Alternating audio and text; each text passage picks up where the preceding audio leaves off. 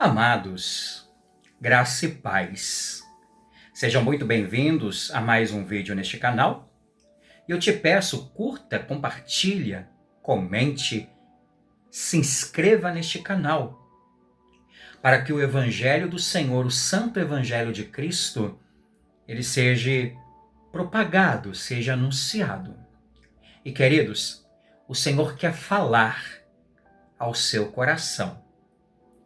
E amados, hoje olharemos aqui para Tito capítulo 2, dos versos 11 a 13. Tito 2, 11 a 13, que nos diz: Porquanto a graça de Deus se manifestou salvadora a todos os homens, educando-nos para que, renegadas a impiedade e as paixões mundanas, vivamos no presente século, sensata, justa e piedosamente, aguardando a bendita esperança e a manifestação da glória do nosso grande Deus e Salvador Cristo Jesus. Porquanto a graça de Deus se manifestou salvadora a todos os homens, educando-nos, para que, renegada a impiedade, as paixões mundanas, vivamos no presente século, sensata, justa e piedosamente, aguardando a bendita esperança e a manifestação da glória do nosso grande Deus e Salvador Cristo Jesus. Amados, eu quero tratar sobre o tema quando a graça transforma o coração. Quando a graça transforma o coração. Queridos, Paulo nos afirma que a graça de Deus se manifestou. Ou seja, amados, isso indica uma revelação histórica, objetiva, como também definitiva na pessoa de Cristo Jesus.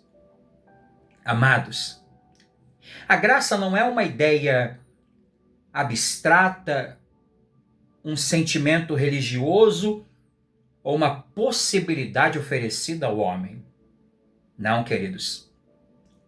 A graça é a própria ação soberana de Deus na história da redenção e encarnada na pessoa de Cristo Jesus, ou seja, em sua vida perfeita, em sua morte substitutiva, em sua ressurreição vitoriosa, como também em sua exaltação à direita do Deus Pai. E amados, o centro da manifestação da graça de Deus, ela não está em princípios morais ou em esforços humanos, mas em uma pessoa viva e histórica. Ou seja, queridos, isso é maravilhoso. Por quê? Essa graça tem rosto, essa graça tem nome e obra: Cristo Jesus. E quando Paulo declara, amados, que essa graça é salvadora a todos os homens, devemos compreender que o sentido aqui, Paulo não está tratando de um universalismo, ou seja, como se todos os homens fossem inevitavelmente salvos. Mas Paulo está tratando dessa abrangência universal da proclamação do Evangelho. A salvação, queridos, por meio do Evangelho de Cristo, ela é anunciada a todas as nações, povos, tribos e línguas, sem distinção de raça, de posição social, como também de origem. E, amados, entendam, em conformidade com toda a teologia paulina, essa graça ela vai operar eficazmente apenas nos eleitos, que são chamados eficazmente pelo Espírito Santo e assim são conduzidos à fé salvadora. Sendo assim, queridos, a salvação ela é oferecida universalmente na pregação, mas ela é aplicada eficazmente segundo o propósito eterno do Deus Pai. E assim, amados, Paulo também vai nos dizer que essa mesma graça que salva, Paulo nos diz que essa graça, no verso 12, também nos educa. Ou seja, amados, aqui Paulo nos sugere a ideia de uma disciplina formativa, de uma instrução contínua, como também uma correção amorosa de um pai que molda continuamente o caráter do seu filho. E, queridos, isso nos revela uma verdade fundamental. A graça que salva, ela não apenas salva, ela não apenas justifica, mas ela também santifica. A graça, amados, em Cristo, não somente remove a culpa do pecado diante de Deus, mas também essa graça enfraquece progressivamente todo o poder do pecado da vida do crente. E, queridos, isso é maravilhoso. Outra coisa importante aqui também para nós é que não existe nas Escrituras separação entre a justificação e a santificação. Ou seja, amados, embora sejam obras distintas, são inseparáveis na experiência da vida daquele que foi regenerado.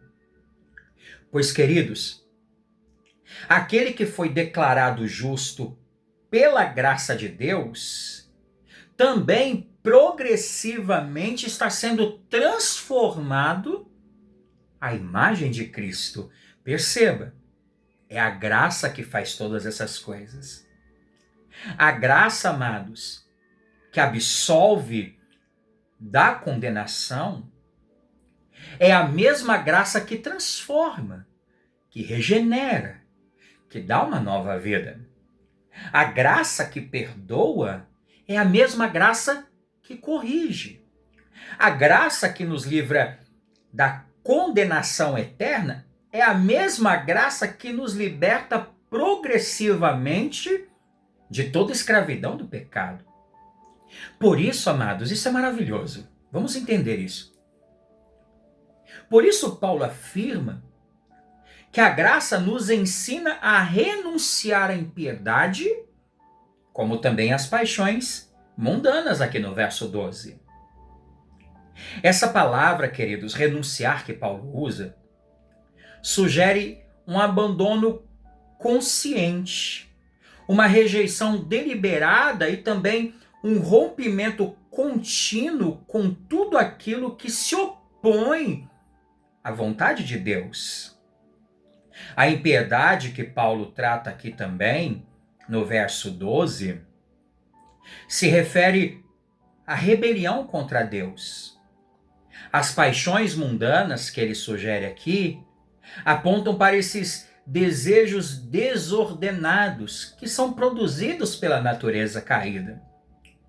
Ou seja, amados, percebemos então que o Evangelho não faz apenas ajustes superficiais, ajustes morais no comportamento humano. O Evangelho de Cristo, queridos, produz uma transformação profunda dos afetos, uma transformação profunda das motivações, como também as prioridades desse novo coração que foi regenerado. Amados, é maravilhoso. Por quê? Porque uma vez a graça nos educando, o pecado deixa de ser amado como antes. E Cristo passa a ocupar o lugar central dos desejos do regenerado.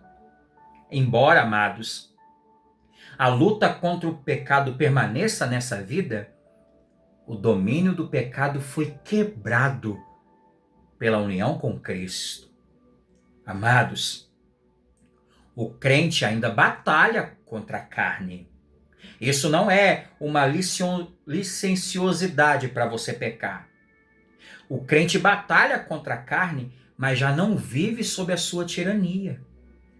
E essa transformação, amados, expressa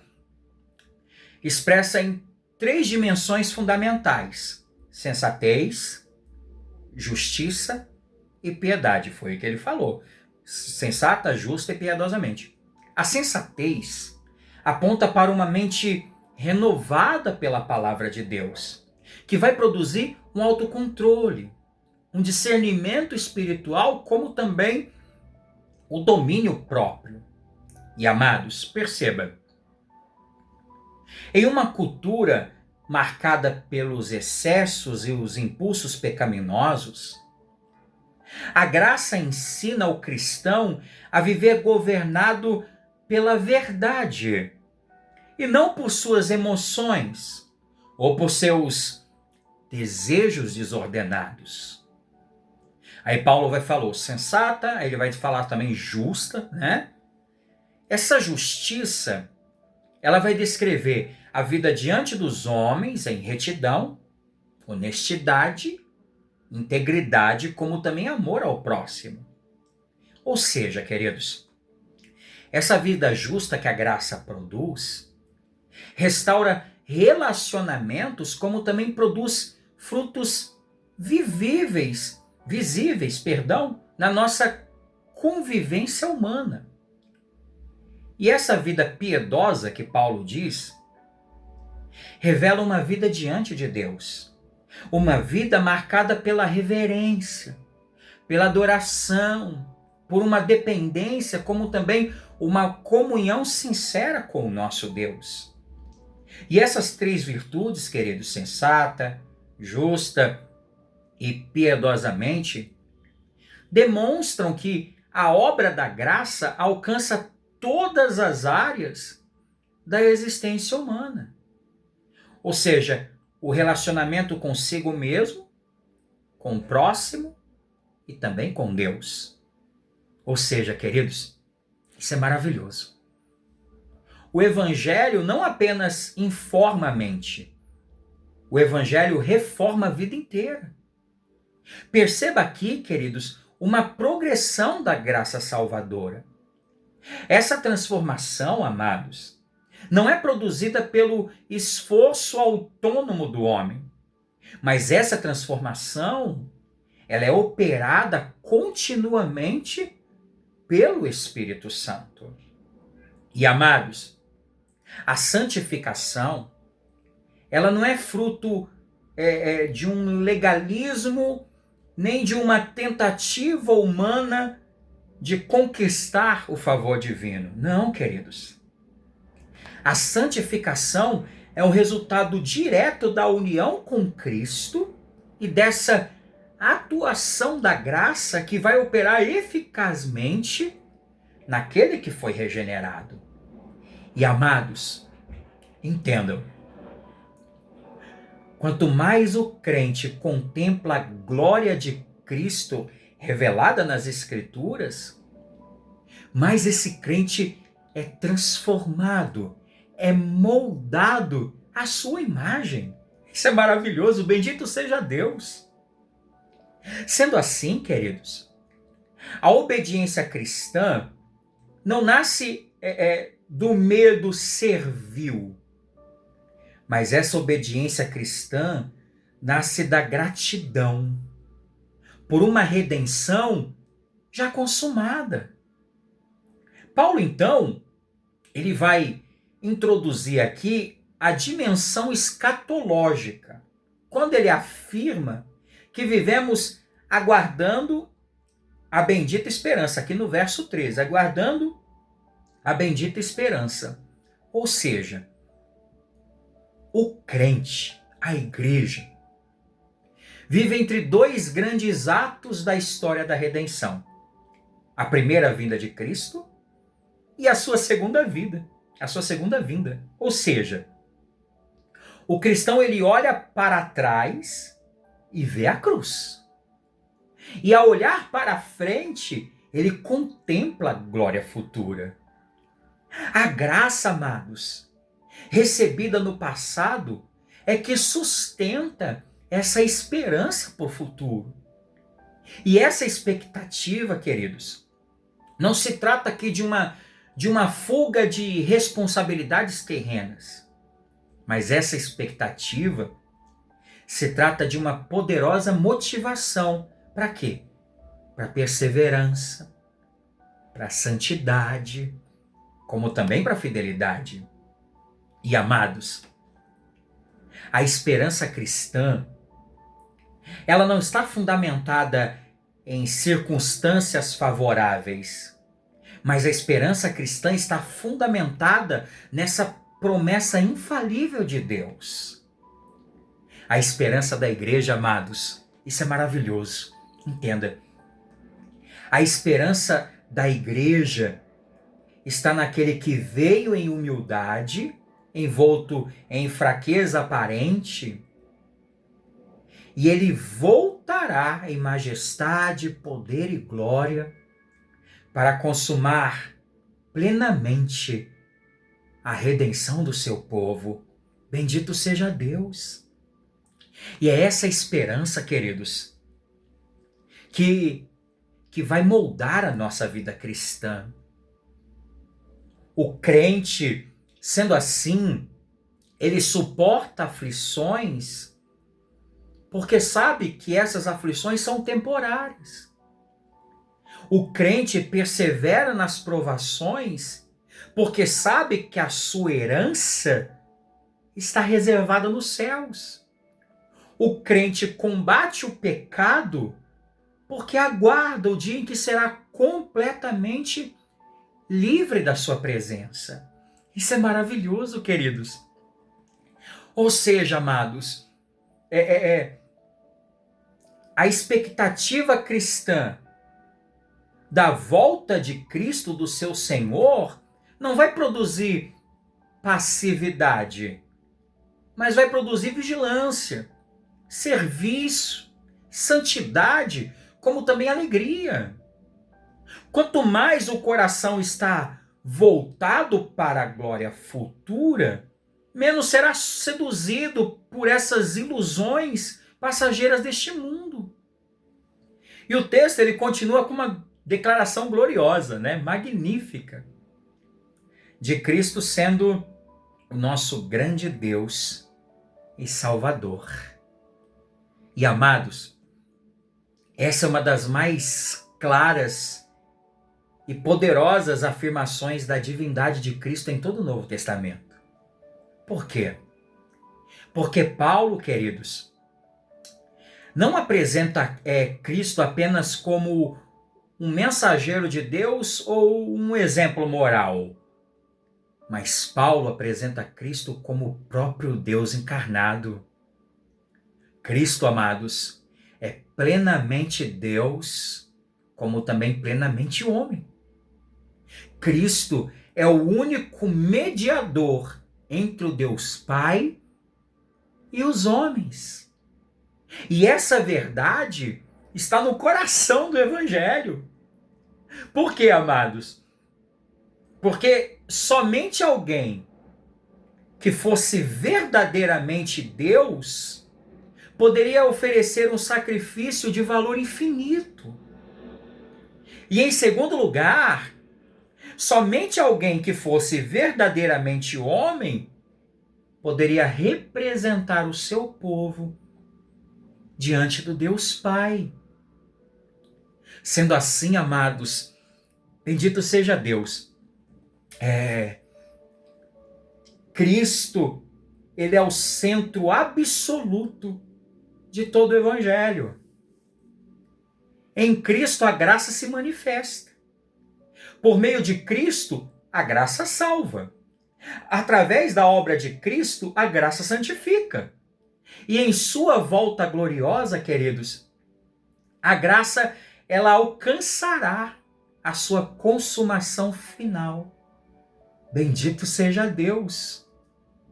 A vida cristã, amados, inteira está fundamentada em Cristo. Cristo é a origem da salvação, Cristo é o sustento da santificação e Cristo é a garantia da glorificação. Esse texto é maravilhoso porque nos apresenta uma visão completa, como também gloriosa da redenção. É uma graça que salva soberanamente, uma graça que transforma eficazmente e uma graça que conduz infalivelmente os eleitos de Deus à glória eterna. E, amados, tudo é para a exaltação de Cristo, o nosso grande Deus e Salvador. Então essa é a graça que transforma totalmente o coração. Curva sua fronte, fecha os olhos. Pai maravilhoso, que verdade maravilhosa. A tua graça que começou a obra, ela completa até o grande dia do Senhor. É a tua graça que nos leva a dizer não, a lutar contra o pecado, a vigiar e também a aguardar a volta do teu Filho Jesus. Que essa graça sustente esse meu irmão, essa minha irmã, que a tua graça possa trazer salvação, vida abundante, que pessoas se arrependam dos seus pecados por meio dessa graça e que haja salvação, haja vida, no nome do teu Filho Jesus. Amém.